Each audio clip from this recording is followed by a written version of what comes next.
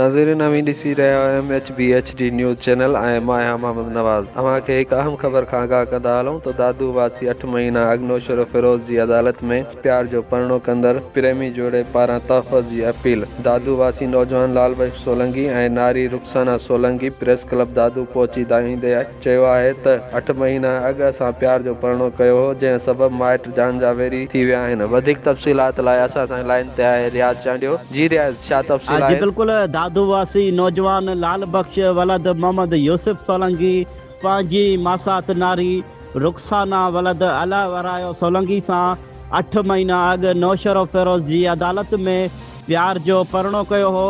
प्रेमी जोड़े पारां तहफ़्फ़ुज़ लाइ एहतजाज कंदे मीडिया अॻियां जेको आहे दायो आहे त असां पसंदि जी शादी कई आहे, कंहिंजो बि दबाव नाहे।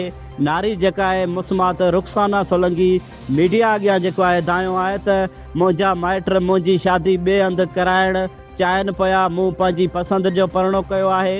हाणे मिटनि माइटनि खां जान खे सख़्तु ख़तरो आहे, तहफ़्फ़ुज़ फराहम कयो वञे।